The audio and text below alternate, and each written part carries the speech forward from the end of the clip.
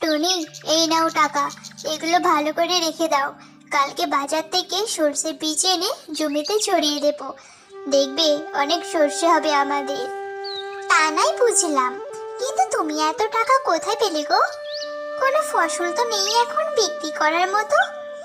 আরে, আমি তো এই টাকাগুলো কারোর কাছে ধার করে এনেছি। ফসল বিক্রি করে তাকে আবার ফেরত দিয়ে দেব। ঠিক আছে, চলো এখন ঘুমিয়ে পড়ি। সকালে আবার অনেক কাজ আছে। আর তাদের ছোট্ট ছানা টুনটুন আগেই ঘুমিয়ে পড়ে। এরপরে সকাল হয়ে যায়। মা মা, আজকে আমি স্কুলে যাব না, তোমাদের সাথে মাঠে যাব। পাগল মেয়ে একটা, তুই পড়াশোনা ভালো না করে করলে চাকরি কি করে করবি? না মা, আমি যাব তোমাদের সাথে। আচ্ছা টুনি, আজকে ওকে নিয়ে চলো। তারপরে তারা তিনজনে জমিতে যায় আর কাজ করতে থাকে। তখন কালু কাক তার চেলাকে নিয়ে আসে।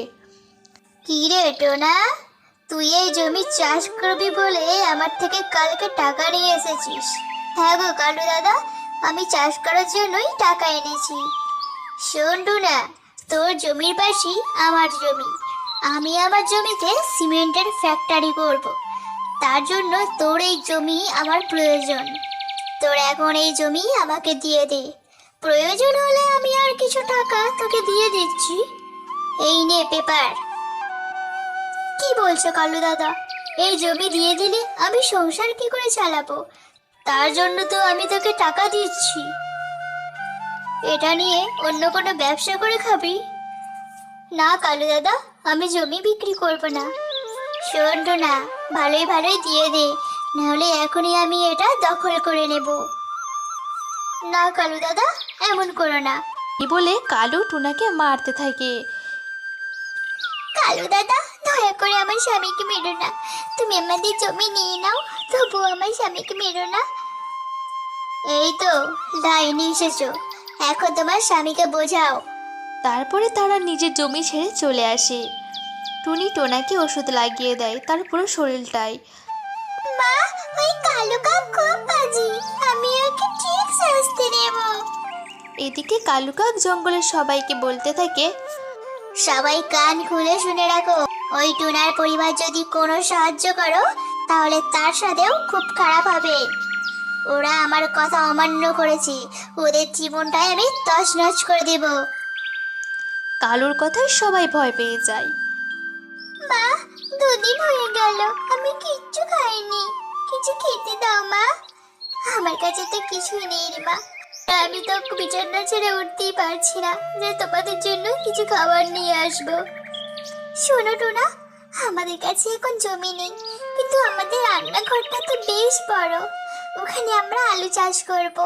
সেই আলু বাজারে বিক্রি করে এক টুকরো জমি কিনবো। কিন্তু আমি তো কিছুই করতে পারবো না। তুমি চিন্তা করো না, আমি সব করে নেব। তারপরে টুনি মাটি খুঁড়তে থাকে আর কিছু আলু কেটে এনে তাতে বসিয়ে দেয়। এরপর দেখতে দেখতে কেটে যায় অনেক দিন আর গাছগুলো বড় হয়। ওরা মনে হচ্ছে অনেক আলু ধরেছে, আজকে আলুগুলো বাজারে নিয়ে যাব।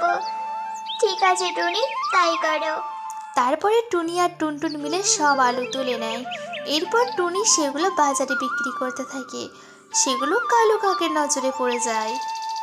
এদের তো কোনো জমি নেই, তাহলে এই আলু কোথায় পেলো? আমাকে তো এদের বাড়ি গিয়ে দেখতে হয়, কি রহস্য। তখন কালু টুনির বাড়ির দিকে যেতে থাকে। এদিকে টুনি আলু বিক্রির টাকা নিয়ে বাড়ি ফিরে। এই কি কালু দাদা, তুমি আমাদের বাড়িতে কেন এসেছো?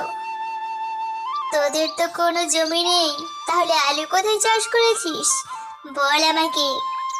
এসব কৈফিয়ত আমি তোমাকে দেব না।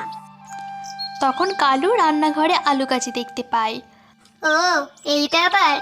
আজকে থেকে এই বাড়িও আমার, তোরা এই বাড়ি ছেড়ে চলে যা। না কালু, আজকে এর একটা বিহিত করেই ছাড়বো। এমন বলে টুনি বাড়ি থেকে বার হয়ে যায় আর কালু টুনাকে আবার মারতে থাকে। তখন টুনি পুলিশ নিয়ে বাড়িতে ফেরে। কালু, তোমার নামে অনেক অভিযোগ আছে। তুমি গরিব পাখিদের ওপর অত্যাচার করো আর তাদের জায়গা জমি দখল করে নাও। এই বলে কালু কাককে পুলিশ ধরে নিয়ে যায় আর টুনিও তাদের জমি ফিরে পায়।